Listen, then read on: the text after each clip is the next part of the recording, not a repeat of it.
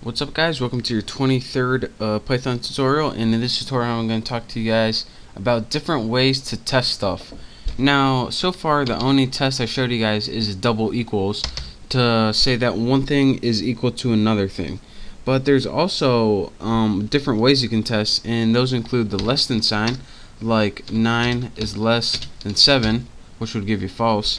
The greater than sign, and of course that's just that. You can also do the less than or equal sign, which is like 9 is less than, which is not, or equal to 9. It's not less than, but it is equal to, so it would be true. You can do therefore greater equals to, and something that you guys might not know how the syntax goes is exclamation point equals, and this means it's the opposite of this. Exclamation point equals means not equals to. So is 9 not equal to 3? It's true because it's not equal to 3. What about 9 not equal to 9? So anything besides itself would be true. So those are some different tests besides equals equals that we're going to be using to test numbers, strings, and stuff like that. So I'll repeat it again when I'm testing, but just be aware for now. Another thing that people use a lot but is different is called the is operator. Now what the is operator is a lot like the double equal sign, but it's a little bit different.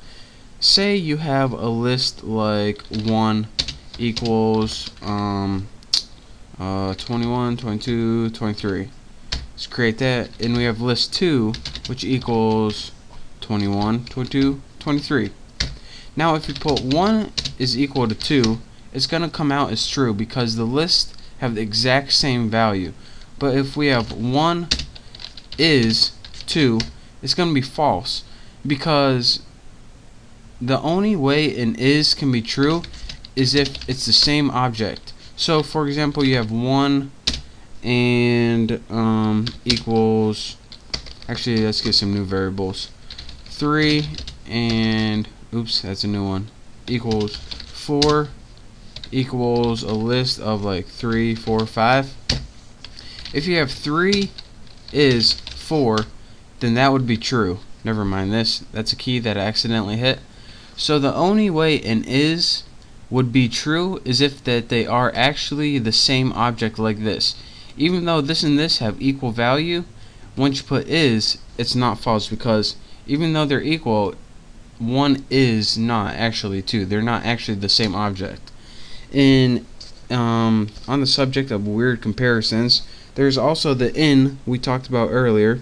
So say we have a variable called pizza, and set it equal to something called Pizza Hut, and we can test using the in, or let me just show you guys.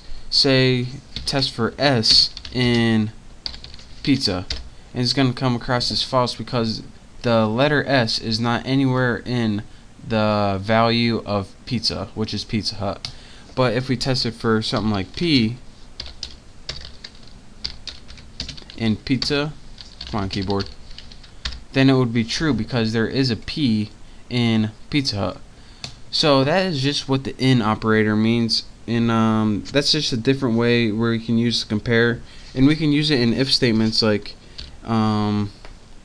get my cursor, if P in pizza, and that can actually be a test condition, and then you can run a block of code right here.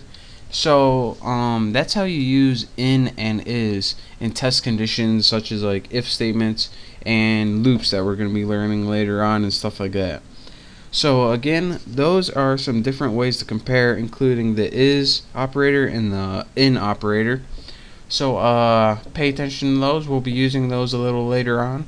So thank you guys for watching. Make sure to subscribe, and I'll see you next tutorial.